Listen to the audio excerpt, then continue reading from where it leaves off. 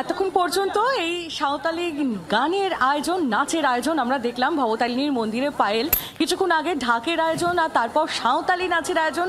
বলাই বাহুল্য যে দীপান্বিতা অমাবস্যার দিন মা ভবতারিণীর মন্দিরে কিন্তু অদ্ভুত এক সুন্দর সংস্কৃতির মিলন দেখা গেল। এই মুহূর্তে একটু মন্দিরের ছবিটা দেখানোর চেষ্টা করব। চারিদিকে আলোর মেলায় সেজে উঠেছে মায়ের মন্দির, একদম ঝকঝক করছে। এখনো খানিকটা একেবারে সেই ছবি দেখতে দেখতে সরাসরি চলে যাব নকিবউদ্দিন গাজীর কাছে। আমাদের আরেক প্রতিনিধি আমাদের সঙ্গে রয়েছে। নকিবউদ্দিন, তুমিও যেখানে রয়েছে, একেবারে শক্তি আরাধনায় মেতে আজ রাজ্যবাসী, আবহটা জানবো।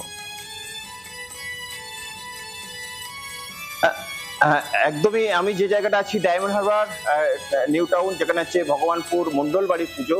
এইটা 34 বছরের এই পুজো, তাদের পুজো মণ্ডপ তৈরি হয়েছে এবং একটু মণ্ডপটা ঘুরে দেখাবার চেষ্টা করব যে এই মণ্ডপের মধ্যে যে মা প্রতিষ্ঠিত হয়েছে এটা কিন্তু যে দেখতে পাচ্ছ, এটা পুরোপুরি সোনার যে গহনা, পুরো সোনাটা, তার জিভ থেকে শুরু করে তার যে মুকুট সবটাইতে সোনার গহনা দিয়ে মুড়ে ফেলা হয়েছে।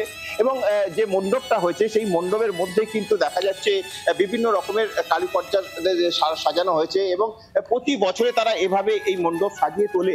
এবং যারা এই মণ্ডপ সাজিয়ে তোলে তাদের যে অক্লান্ত পরিশ্রম, মূলত এই ডায়মন্ড হারবার শহরের একদম নিউ টাউন এলাকায়, সেই নিউ টাউন এলাকায় যে পুজো, এই পুজো মণ্ডপ কিন্তু প্রতি বছরই তারা কিন্তু থিমের পুজো করে এবং এটা একটি পারিবারিকের পুজোর মতন হয়ে গেছে। এলাকার মানুষরা তারা কিন্তু আছে এবং এলাকার মানুষ তারা এই পুজোকে ঘিরে কিন্তু অনেকটাই উন্মাদনার মধ্যে থাকে। এবং এই পুজোতে আমরা যারা দেখতে পাই মূলত যে এই পুজোর অর্থাৎ যে ইনি ডাক্তারবাবু, এই ডায়মন্ড হারবার এলাকার ডাক্তারবাবু, তিনি এই পুজোটার সঙ্গে জড়িত এবং এই পুজোটা করেন। এবং এটা কি করেছেন এবছর আপনারা?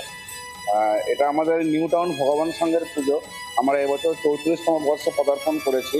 আমি সেক্রেটারি।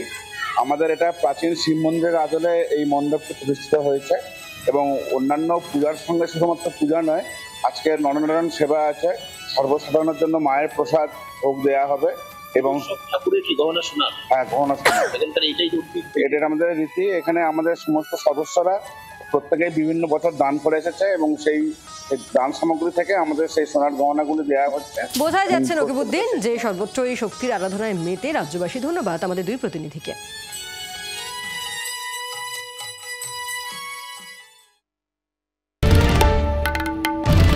বাংলার আওয়াজ, বাঙালির আবেগ, জি 24 ঘন্টা।